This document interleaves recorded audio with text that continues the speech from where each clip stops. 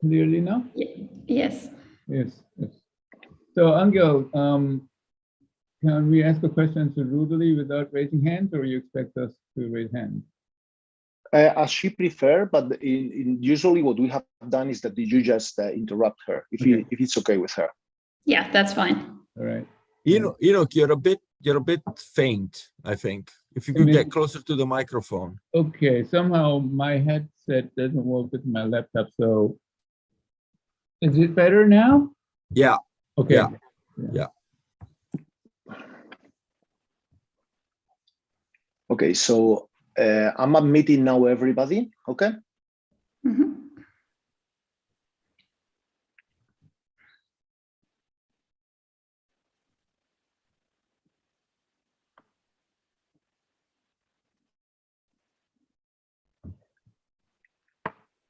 So welcome everybody to the virtual seminars in economic theory. Today we are happy to have with us Anna Sanktjohanser from Yale. She's going to talk about too much of a good thing, the dynamics of trust and loyalty. It's a joint work with Johannes Horner, who is also present here. And we have also as guest panelists Inu Park and Mikhail Safronov. So thank you all for joining us today. The format is a 60-minute presentation followed by a 15-minute Q&A session. And during the talk, please post your comments and questions in the Zoom chat. Johannes will try to answer your questions. And if you find it necessary, you can also unmute yourself and address the question directly to the speaker. Let me remind you that the talk is recorded. And next week, the speaker next week is going to be Yuta Aishi from Penn State, who is going to talk about learning efficiency of multi-agent information structures. So thank you all for joining us today. Anna, the screen is yours. All right, thank you. Thank you so much for having me, and thank you all for coming. It's really a pleasure to be here. So indeed, this is joint work with Johannes on the dynamics of trust and loyalty. Oops. So this is my hairdresser, Mayam, and Mayam knows that I need a haircut every 3 months or so. And not only does she know that, if I don't come after 3 months, she then knows that I was disloyal. I went elsewhere and got another haircut. If I then ever come back to her, she can also tell exactly how good the haircut was that I got instead. And so as a function of what she sees, then she can adjust what kind of haircut she's giving me when I decide to come back to her. So she can adjust the uniformity of the haircut, or she can give me an appointment very soon in the future or not. Let me wait a little longer. These are the Japanese ladies from one of the food trucks in New Haven. They face a slightly more complicated problem. Just like my hairdresser, they know when I need to eat. I need to eat lunch every day. So just like the hairdresser, they can tell when I'm disloyal, when I've gone to get lunch elsewhere. But what they can't tell is whether I enjoyed the alternative. So they don't see what I had instead. So they can only see whether or not I'm showing up at their food truck on a given day. And so as a function of what they see, they can then adjust how spicy my meal is, whether I have to go to the end of the queue or whether they maybe let me cut the line, and so on. All right, so they have ways to incentivize me to come back sufficiently often. Now, what these two examples have in common is that there's a buyer who's presented with an outside option. You could eat lunch anywhere, any day. You could get a haircut anywhere. And you have to decide as a buyer, do you go to your seller or do you take that outside option? Sometimes that outside option is a great outside option and you want to take it, and other times it's not so great and you're happy to go to your seller. And when you as a buyer decide to go to the seller then has a quality choice to make. How good is the quality that you're providing to the buyer? Now, quality can refer really to quality, but it can also refer to preferential service terms or perks and so on. So say, letting you cut the line or not letting you cut the line, giving you a bigger portion at the food trucks and so on. Now, what these two examples differ in is the amount of information that the seller has about the buyer's opportunities to trade. And so if we think of the entire economy, there are companies like Google or Amazon who have access to more than 70% of all credit card statements in the US. And then, you know, some specialty retail store, on the other hand, who has very little information about consumers' outside options. All right, now sometimes, of course, this information about the outside option is endogenous, but we're going to abstract from that. We're just going to compare two informational structures, and I'll be a lot more precise in a minute about that. All right, so what we focus on here is the adverse selection versus moral hazard problem. And in particular, how that impacts the dynamics of the relationship. So we ask questions such as, when should the buyer come to discipline the seller? So of course, the buyer would like the seller to provide high quality whenever he comes, but he'd prefer to only come when his outside option is bad and take the outside option when his outside option is great, all right? And similarly, how should the seller vary the quality to discipline the buyer? Now, of course, as a seller, you'd like the buyer to come all the time and provide absolutely no quality to the buyer. But of course, that's not incentivizing the buyer to come. And so you need to ask yourself as a seller, if the buyer hasn't shown up for a while should you try to entice him to come back by giving him a high quality offer, or should you punish him for not having shown up for so long? Now, what we abstract from in this paper is where that outside option is coming from. So we're not looking at we're not modeling these competing sellers. Of course, that outside option is implicitly all other sellers that you could potentially go to, but we're not going to model them. We're going to, take them in a very reduced form. There's going to be no persistence in our model, no search costs, and so on. We also have no customer heterogeneity. So there's no kind of frequent customer or someone who is just a tourist traveling through. The customer is there's just one type of customer. This is also not a relational contracts paper. So the price in our model will be exogenous. So we're not answering questions about how prices should be set, right? So then how does the relationship between buyer and seller evolve? Now, in the beginning, the buyer starts out being picky. By picky, I mean that he forgoes trading opportunities that he myopically would like to take, all right? And then once he started a relationship with the seller, quality provided by the seller oscillates between phases of slow degradation as the buyer fails to show up to the seller, and drastic improvements when the buyer comes more regularly again. Right, and this just to clarify, what you mean exactly by this buyer starting out being picky in the sense of what can you? So you'll see this in like a couple of slides, but basically by picky I mean that he's foregoing trades with the seller where, in a myopic sense, he would prefer to go to the seller. So if he could convince the seller to provide a certain quality, he would prefer to go to the seller over taking the outside option. Mm-hmm.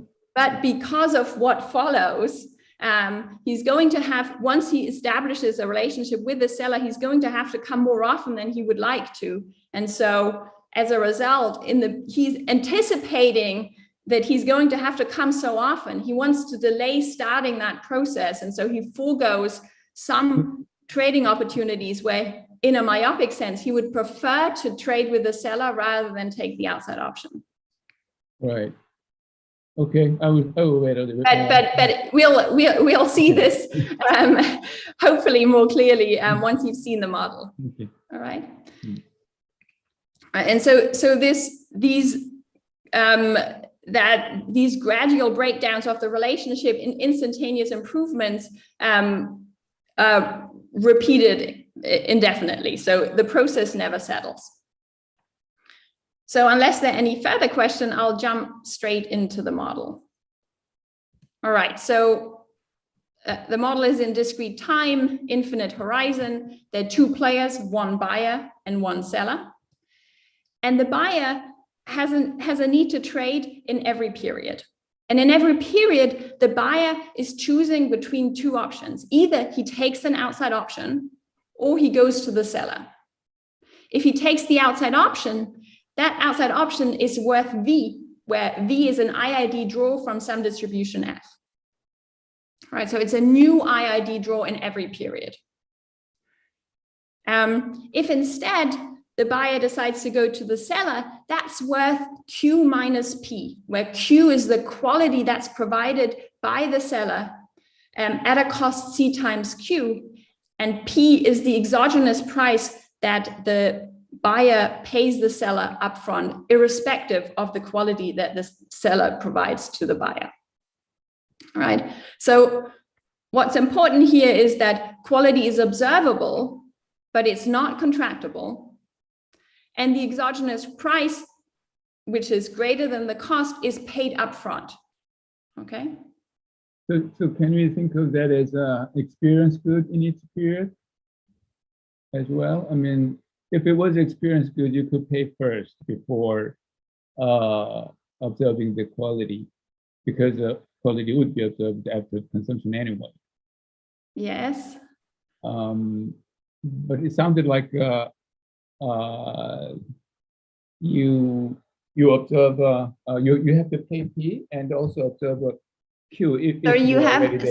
Sorry, I missed part of the first one. If you are already there, you have to buy it. It sounded like, is it? Yes. So you can't. So yeah. So to know. So the seller can't commit to a quality even once he's shown. So you know you either go to the seller and then you pay the price P, and then he's going to give you whatever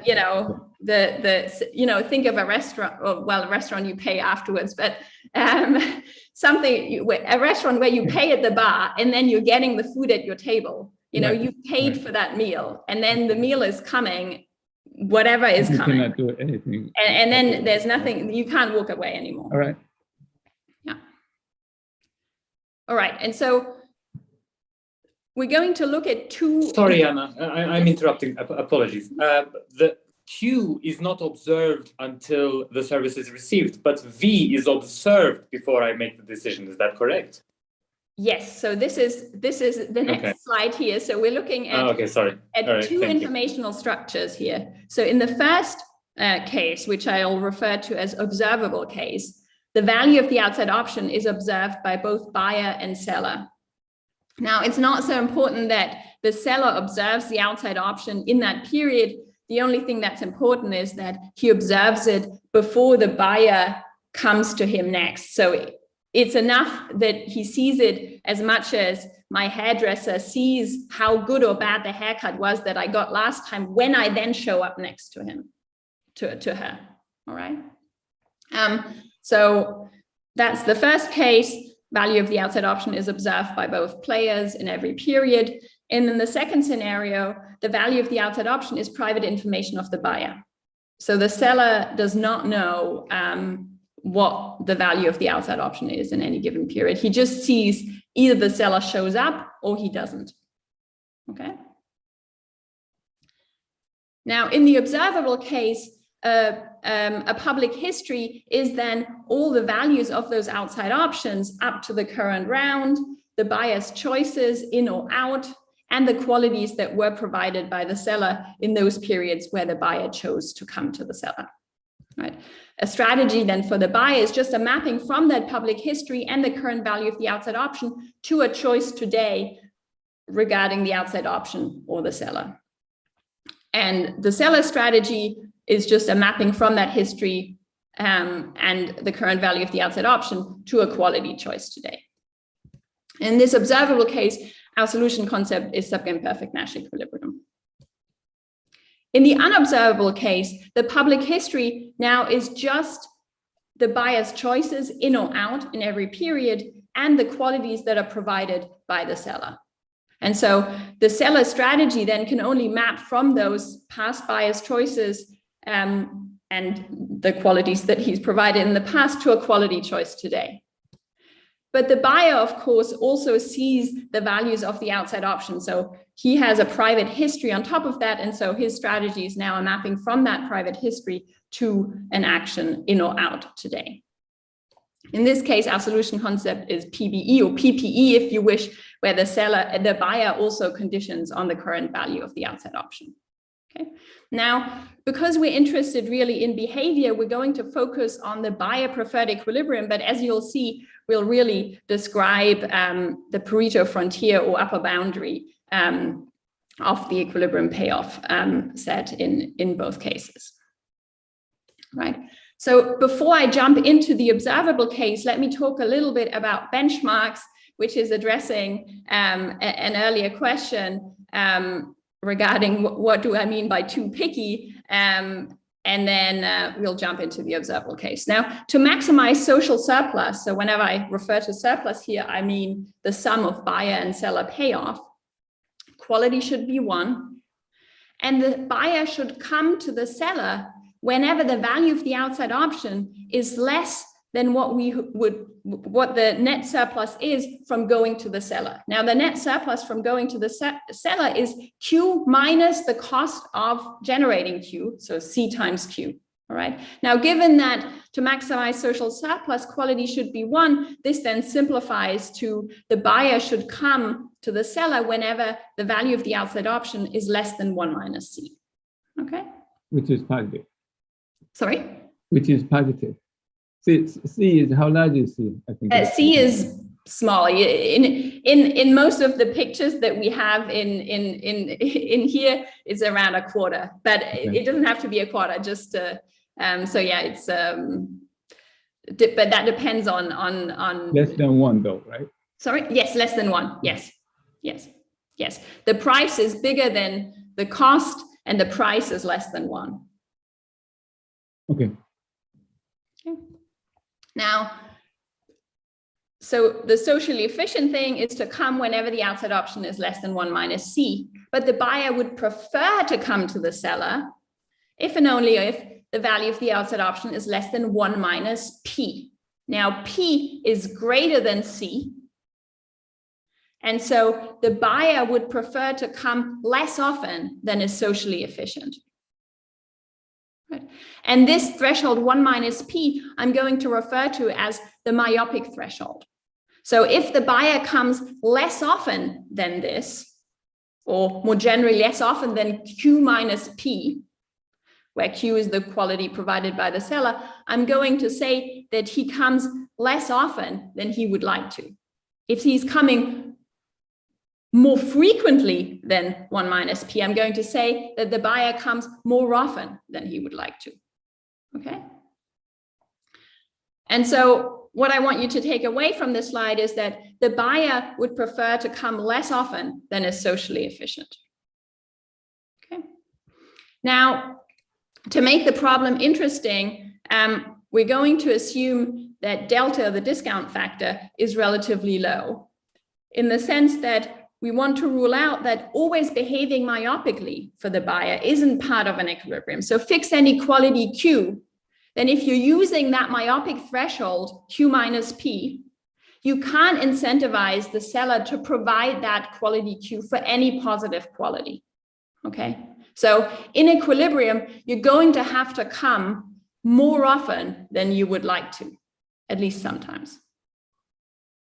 Okay. So if the buyer could just come when it's myopically optimal for him to do so, he would just come whenever the outside option is less than 1 minus P and not otherwise, and ask the seller to provide the highest possible quality. All right. And so that wouldn't be a very interesting problem. And so we're assuming that always behaving myopically isn't part of an equilibrium.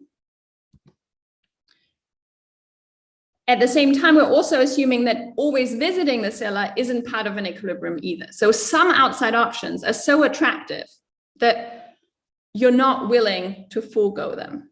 Okay, so if the highest possible value of the outside option, you're going to want to take it. You're not willing to go to the seller if you have the best possible outside option.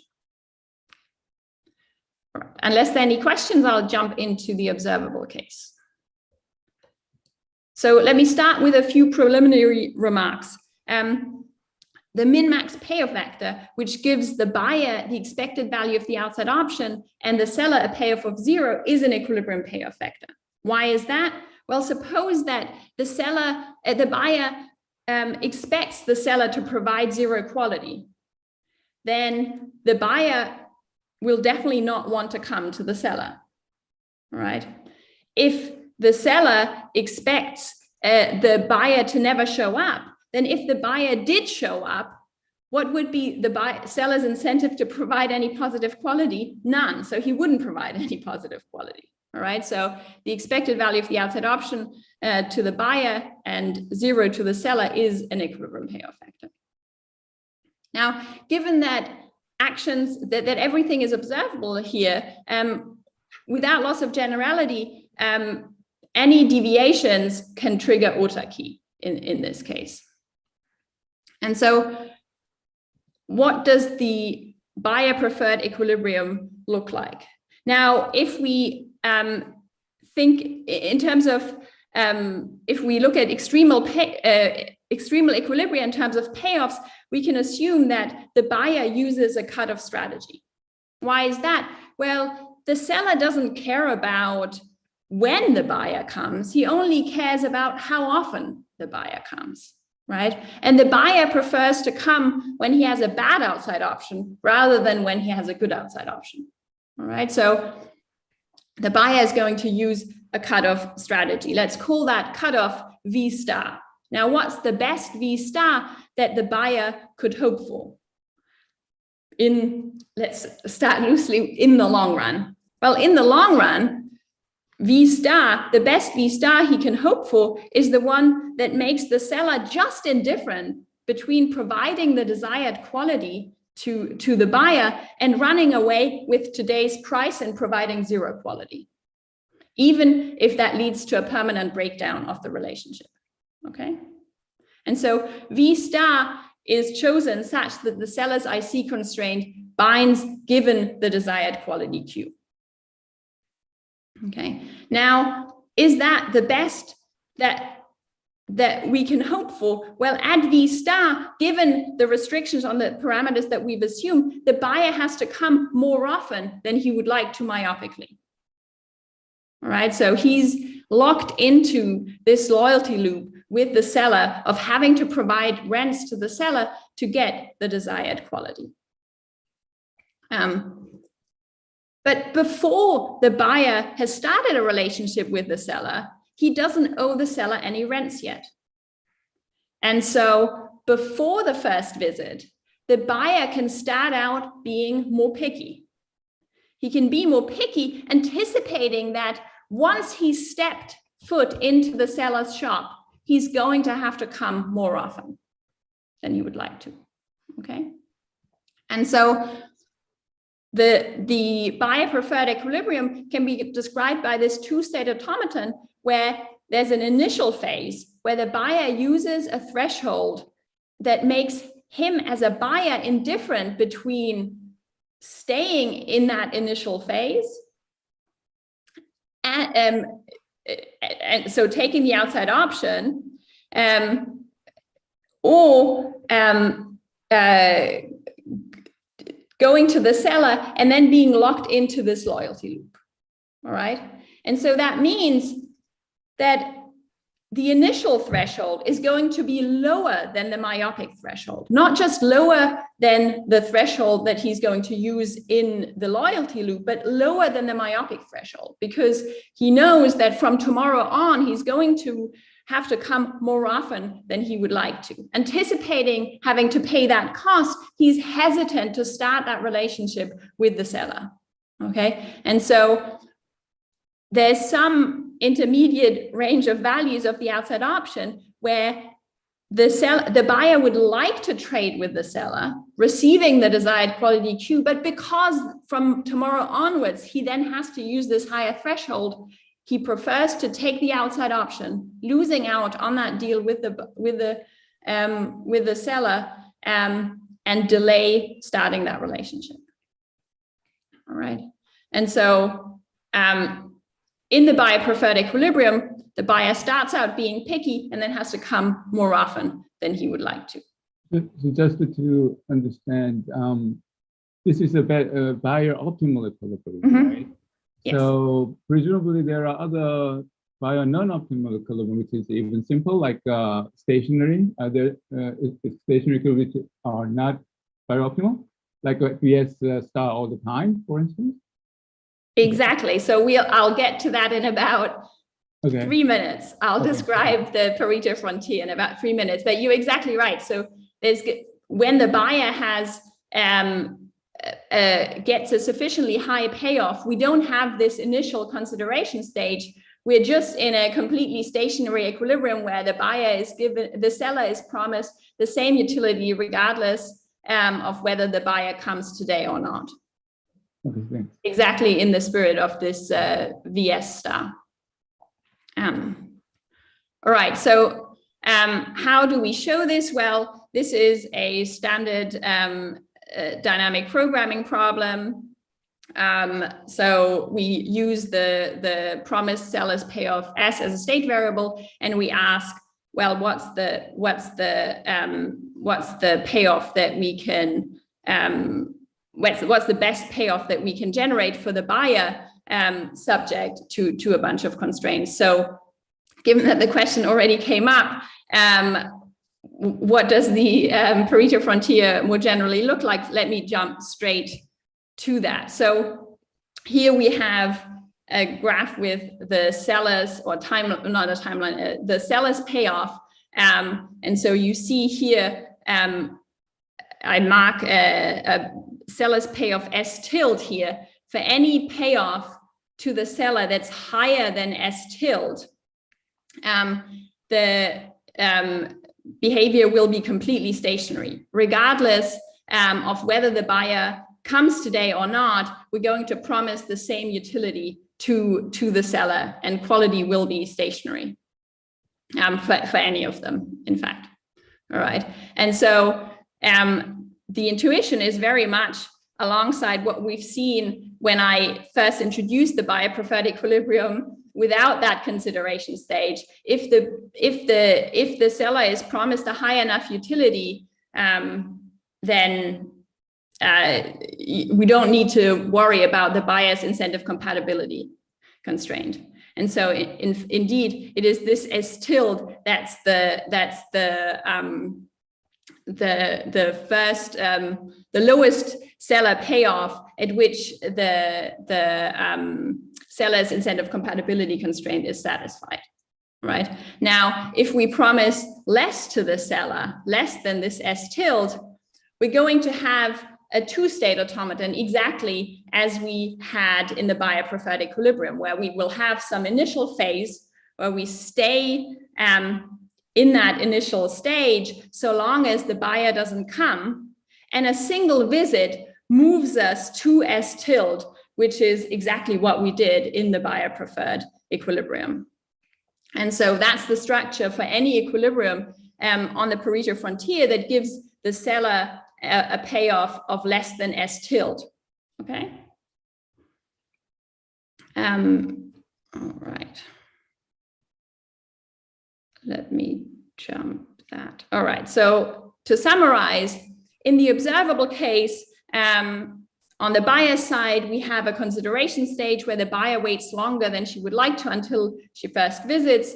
And that's well documented in the marketing literature for fast food restaurants or high technology markets and so on, this consideration stage. After the first visit, then the buyer is stuck in this loyalty loop where she comes more often than she would like to. All right. On the seller side, well, the seller is quick to anger and never forgives without loss of generality, but indeterminate, of course. Okay. So, in this consideration stage, some of you may remember something very similar from Simon Board's paper, what he called the insider bias, okay? People are more likely to trade with those that they've already traded with. and are hesitant to start a new relationship, anticipating that they're going to have to trade with them more often thereafter. Okay, so let me now, sorry. Sorry, keep interrupting. Just to again understand, naively speaking, your equilibrium, if you look at from buyer's perspective, just wondering if this way of thinking about it is the correct way or not. The buyer makes a choice, which also determines basically the discount factor of the seller. In the sense that how often you would like to visit in expectation. But the relationship between buyer's own preferred choice and the better discount factor for the seller is not always aligned, so that the buyer has to choose, make a choice which is suboptimal for himself. To make it the discount factor better for the seller, so that they can induce the cooperation from the seller. Yeah. So what the buyer faces here as a choice is, if he wants the seller, the higher the quality that he asks the seller to provide, the more often he's going to have to come. Yes. So all right. So sometimes I kind of skipped over this, but even in the buyer preferred equilibrium, quality isn't necessarily one, because a high quality will effectively require you to come more often. And you as a buyer, this, depending on the parameters, this may just be too costly for you to do so. Yeah. And so you might prefer a lower quality just to be able to reduce the frequency with which you're going to have to show up to the seller. Yeah, so this idea seems to be more general. I would imagine. I mean, you can think of going back to your haircut example. In the haircut, in the haircut example, can you hear me? Mm-hmm. In the haircut example, the client can decide how often to come to the haircut shop. Mm-hmm. Rather than your outside option, but he can decide how often to come. And mm-hmm. then he may have to come more often than he ideally wants, just to make incentivize the seller. Is it basically the same idea? So to me, this sounds like you just hopefully repeated what I described, unless I'm misunderstanding you. Okay, good. Let's move on. Sorry about that. All right, no. All right, so let's move to the unobservable case. What changes now? Well, autarky is still an equilibrium, okay? But only the seller's deviations are now observed. And so only those can trigger autarky without loss of generality. And so to incentivize the buyer on path, we're going to have to vary his payoffs over time.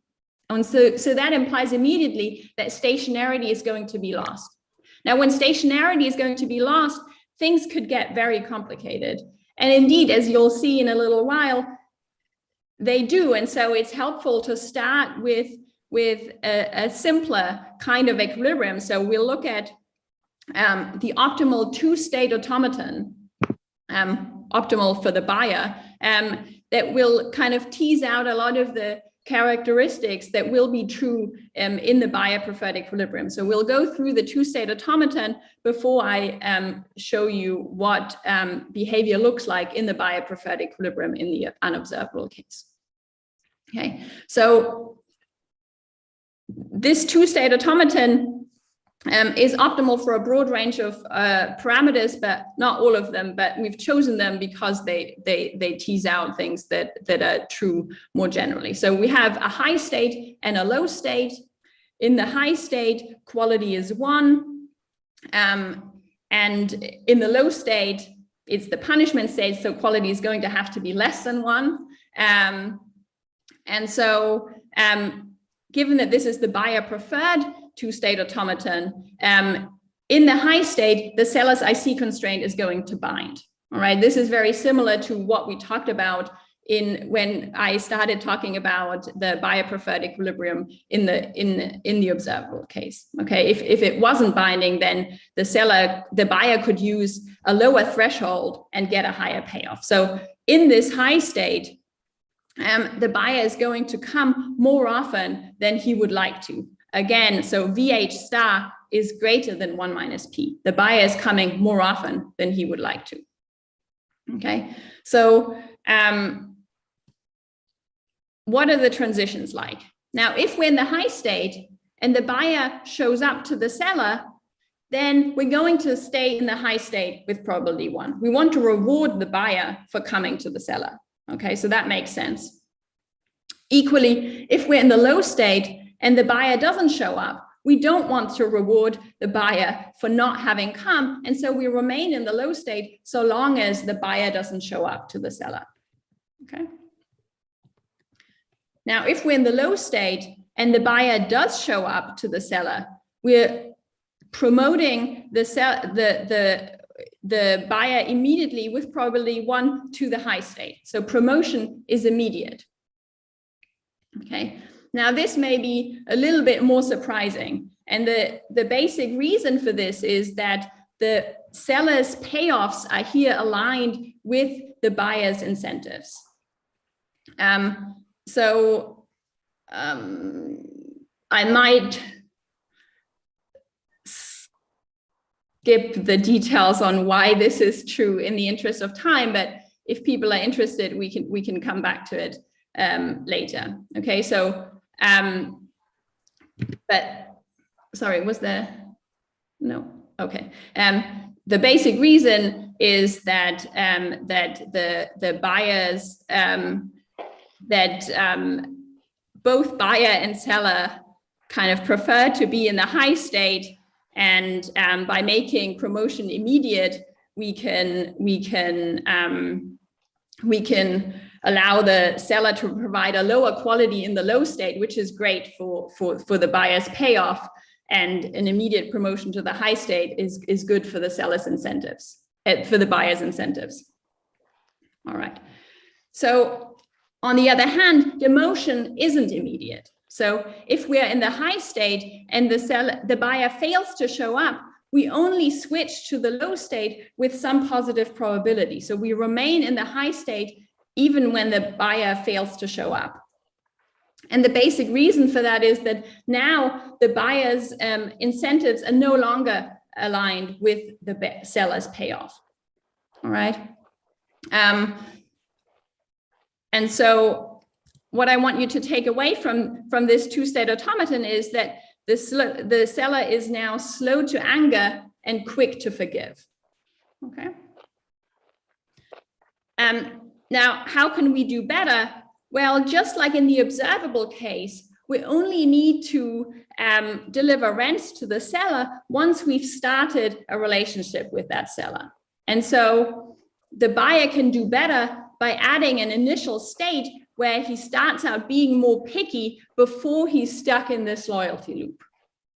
Okay, and so the buyer can do better by adding an initial state where he, just like in the observable case, comes less often than he would myopically like to.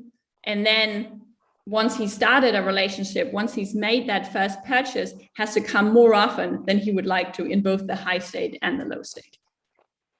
Okay. And so, yeah, we have the consideration stage before the loyalty loop starts.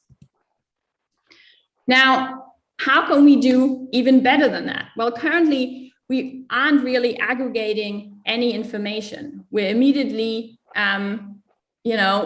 punishing or rewarding the buyer. And so we could do better by using review strategies. So suppose that we're aggregating information over some capital T rounds, and then if the buyer has come often enough, we stay in that high state. And if he hasn't come often enough, we go down to the low state. And similarly, in the low state, we might wait for some T periods and then decide whether we stay in the low state, depending on how often the buyer has come during those T rounds, and go to the high state if he has come enough oftentimes. But why isn't that an equilibrium? Well, suppose that we're approaching this capital T.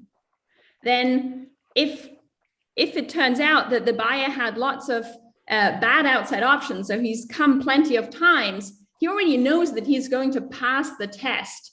And so he's probably going to reduce the frequency with which he's going to come to the seller. So he'll no longer use VH star. Okay. And equally, if as he's approaching capital T, he's likely to fail the test if he continues to use the threshold VH star, he might just want to come more often than VH star. All right.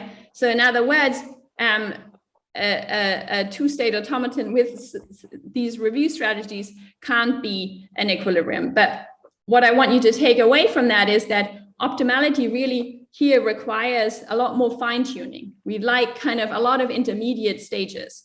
All right, so as a first step, we could introduce a medium state where we use some other threshold and so on. All right, where possibly quality is still one, we're just adjusting the threshold that we're using.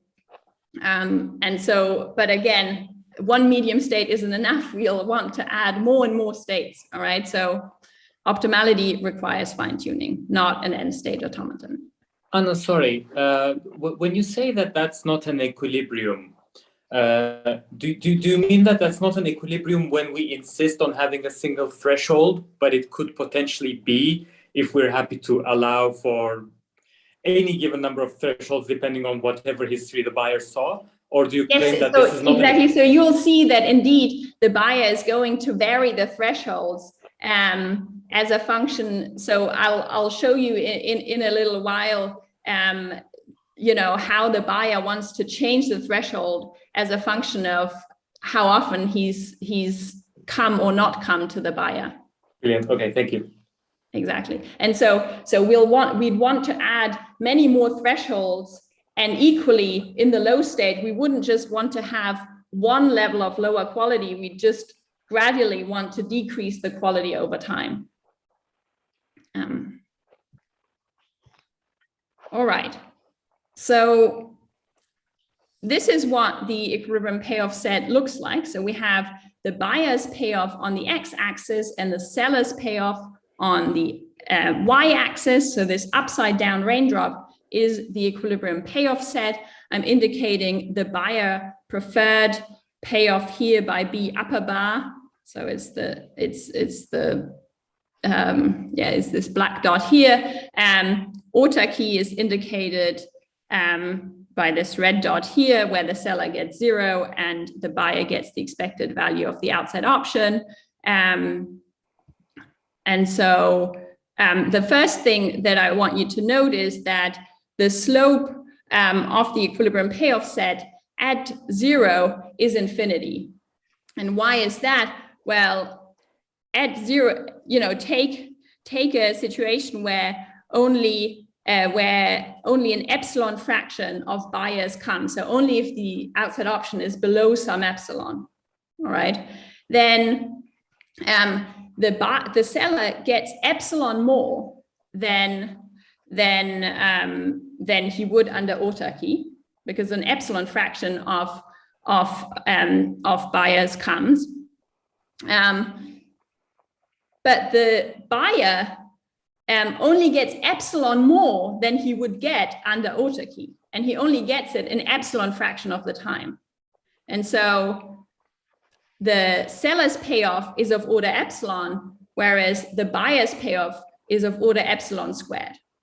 All right. And so the seller benefits more than the buyer near 0. Okay. Wrong direction. So let me jump to describing the buyer preferred equilibrium in the unobservable case. So we start out at this B upper bar, where we stay so long as the buyer doesn't come. If the buyer comes to the seller, we move up along the upper boundary of the equilibrium payoff set.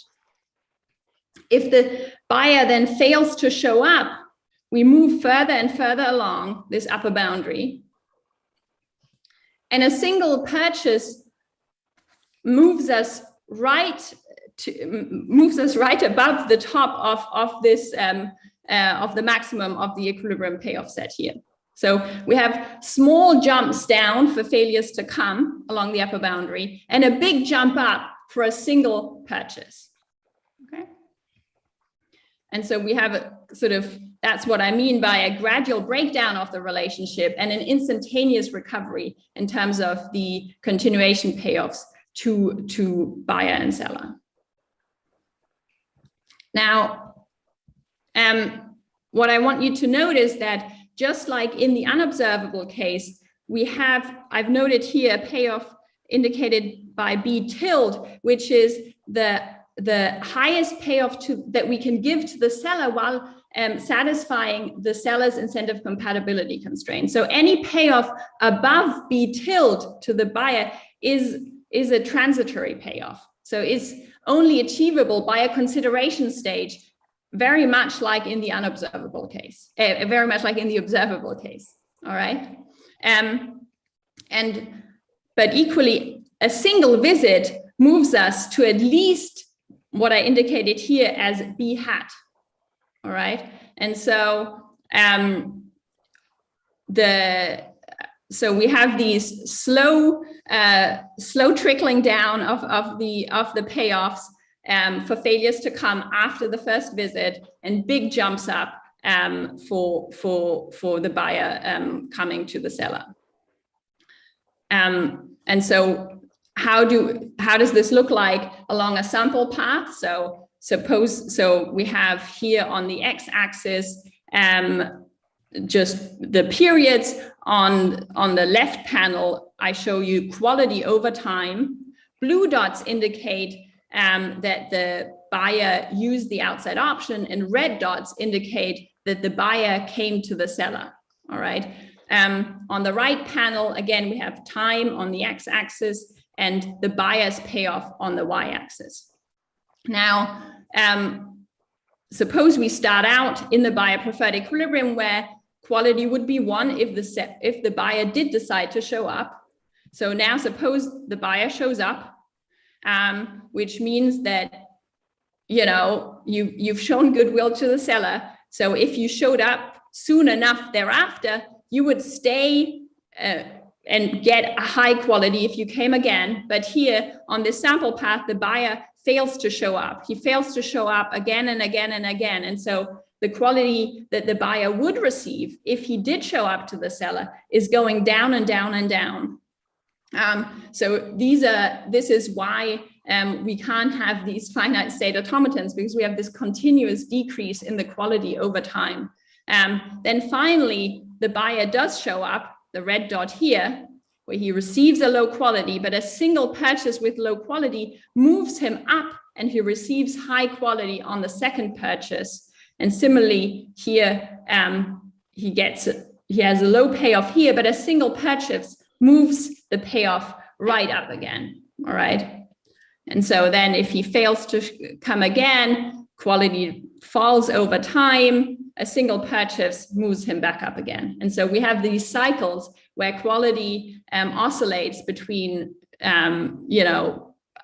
very low quality and high quality, depending on how often the buyer shows up to the seller. All right, I think I've already said most of this.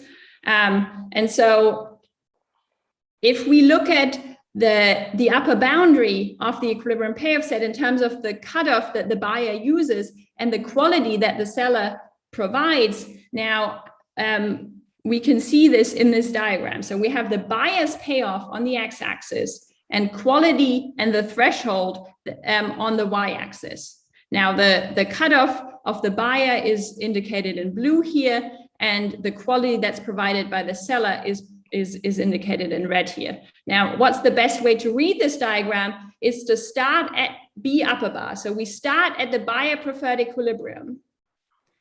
Now, suppose that the buyer doesn't show up, that moves us to the left along the upper boundary of the equilibrium payoff set. So we're going left in this diagram. So initially, just like you've seen in the sample path, the quality he would receive for failing to, if he did show up, even if he's failed to show up a couple of times, is high. He's just asked to come with higher and higher probability. So that's trying to aggregate more information, if really it's just a fluke or if he's really, behaving badly as a buyer. But eventually, of course, we're going to have to punish the buyer for not showing up. So eventually quality is going to go down. But if quality goes down, for this buyer to be willing to show up, he's going to use a lower and lower cutoff, all right? Because he's less and less willing to come if the quality that he's receiving is lower. Okay. All right, so how do we show all this? Well, let's start with the equilibrium payoff set again. What we know about this equilibrium payoff set is that it's self-generating. All right. What do I mean by saying that the equilibrium payoff set is self-generating? Well, I mean that if we take an equilibrium payoff pair, we can generate that equilibrium payoff pair by some reward today, plus some continuation payoffs, depending on the actions taken today. In other words, has the buyer come to the seller or has the buyer taken the outside option? Now, I'm only making reference to the buyer's actions here because the seller's deviations are observable. So any deviation by the seller, we would just punish with autarky. Okay, and so that also immediately implies that we can promise the seller as high a continuation payoff as is consistent with the equilibrium payoff set. Okay, so we can move up the continuation payoffs promised to the seller. But if we move up the continuation promises made to the seller, we're also moving up the payoff that's generated in the first place. Okay, and that implies that the upper boundary of the equilibrium payoff set is self-generating. And so that means we're really after a function just like before, and so we can use dynamic programming. The difference now is that we have an added constraint, and that added constraint is that at the threshold V star, the buyer now has to be indifferent between taking the outside option and going to the seller, taking into account the continuation payoff that's associated with each of those choices. Okay, and it's this added constraint that makes all the difference in terms of the gradualism and the non-stationarity. Okay.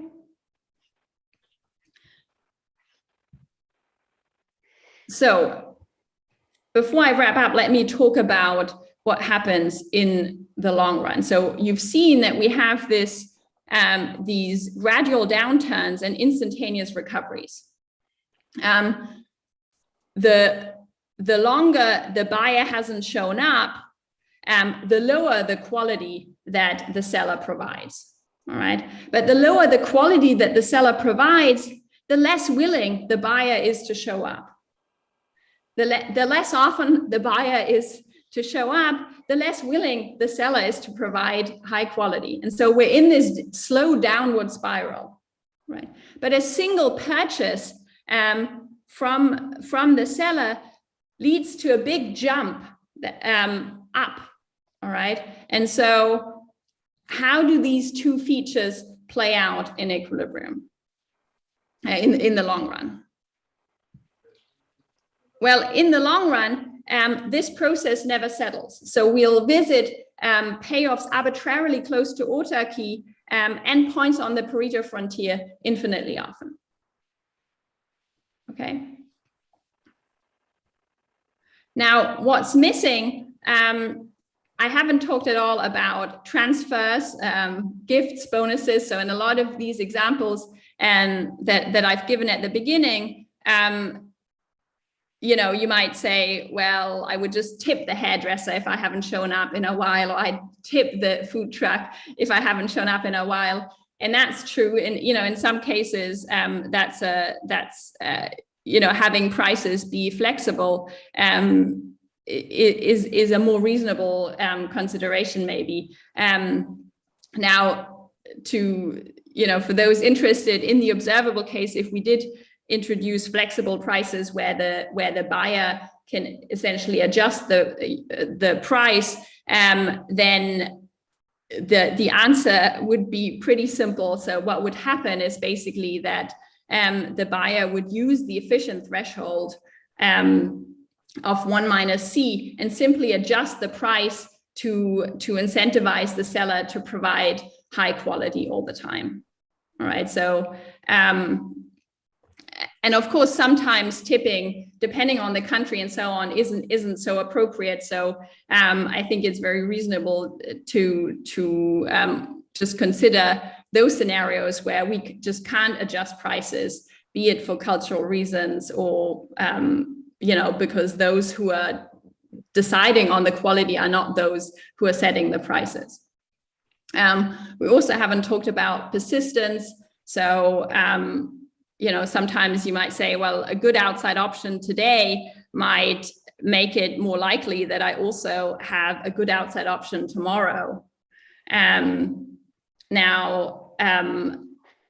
If I have a good outside option today, I'm probably less willing to come to the seller today because I'm less likely to need him tomorrow. But on the other hand, if I have a bad outside option today, then I'm more willing to come to the seller today because I'm more likely to need him as well tomorrow. So it's not so obvious how persistence would play out. We could also introduce cheap talk. So suppose you could make announcements on, I'm not going to come and visit for 2 weeks, I'm traveling. Does that, how would that change things? And so we haven't answered policy questions either. We haven't talked about buyer heterogeneity. So these questions of, is this a regular customer or is this someone who just stops by very rarely? And how, as a seller, would I like to learn about what kind of buyer I'm dealing with and how would I like to treat them differently? So I'll just say thank you for tuning in. Any questions? I'm happy to answer. Thank you, Anna. I mean, and we have now time for questions from the audience. There was a lot of action in the chat. Okay, so I'm not sure that all the questions were answered there. So maybe we can start from the panelists. So I don't know, Mikhail, Inuk, do you have any final questions or any final thoughts that you want to share?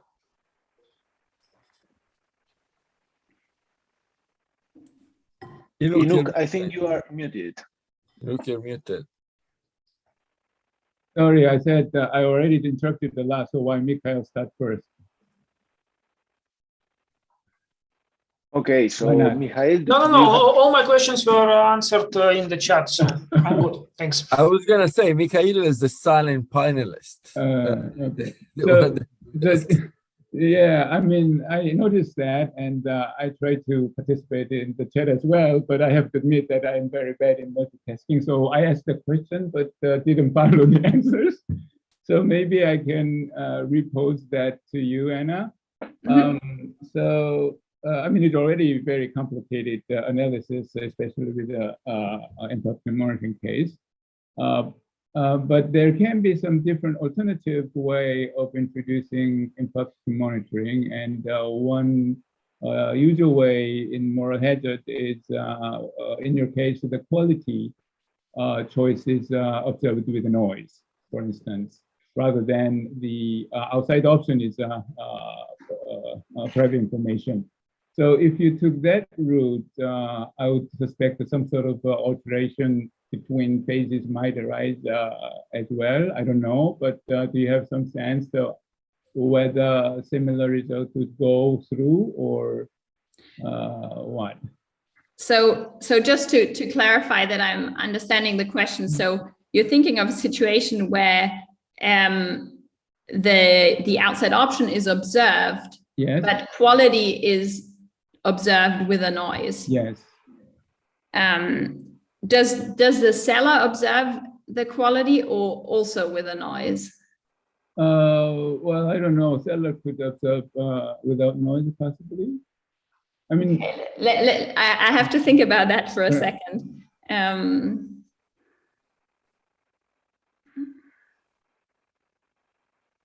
Well, it's an unfair question. No. But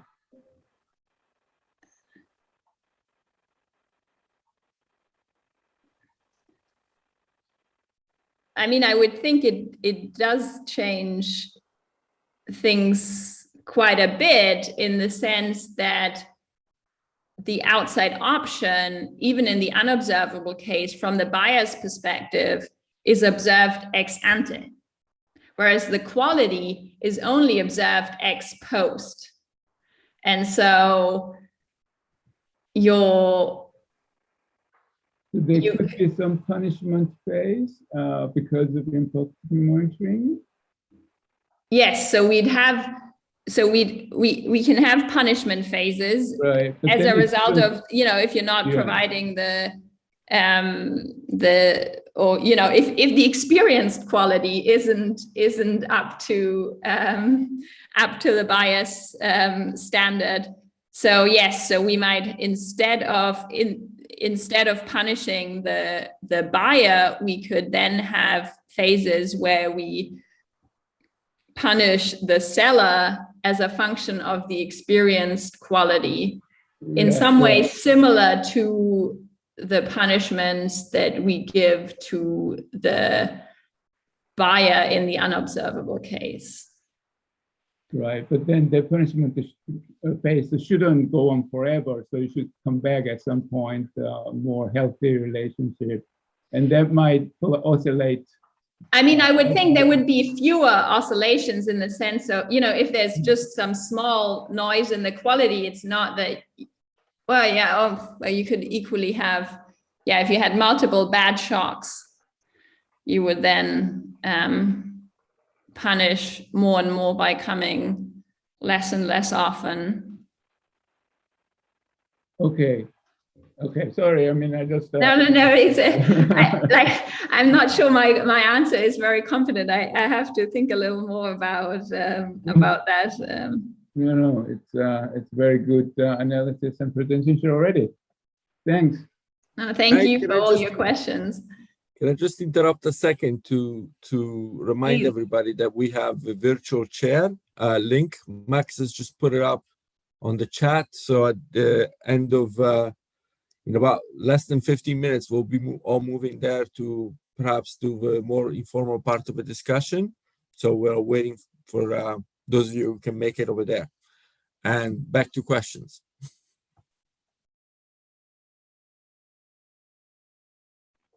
Okay, so any other question from the audience?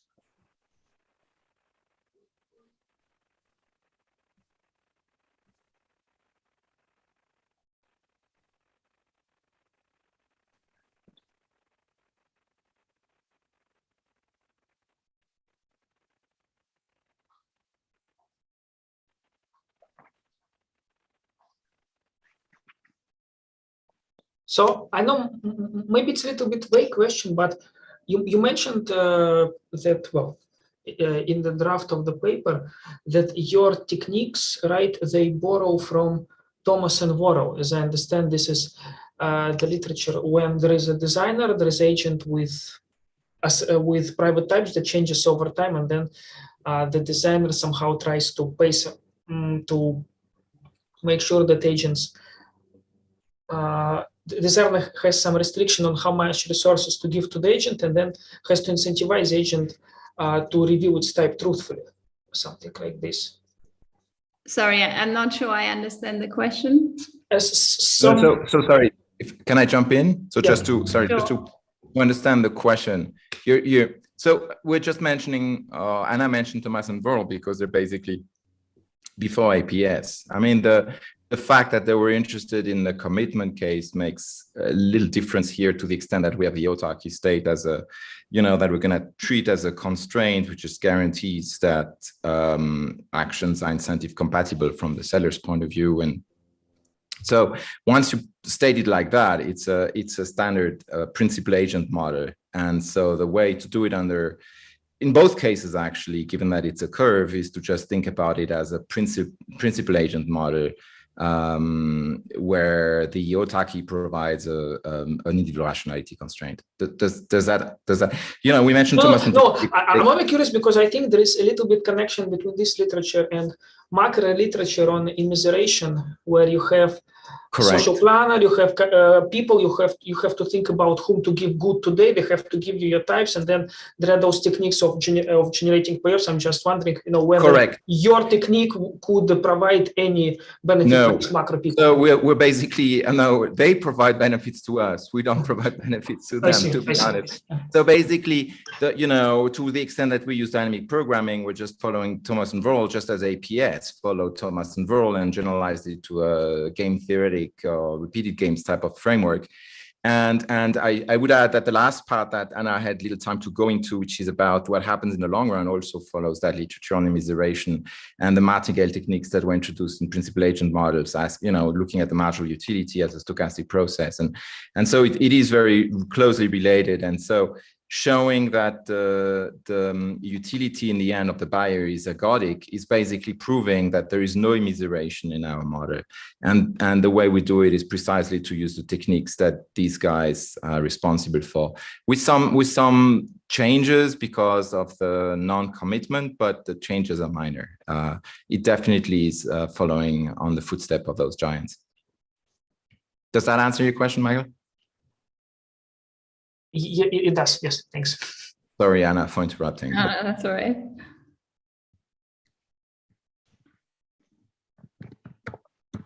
I'm not sure if Inuk has another question. Do you? No, it's just a follow-up. No.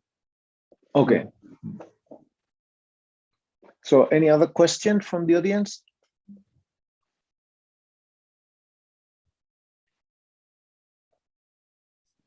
There also seems to be many people in the metaverse making questions. So maybe it is fine if, unless there is another question coming from the audience, if we just stop at this point, again, we move to the metaverse. So is there any other question here?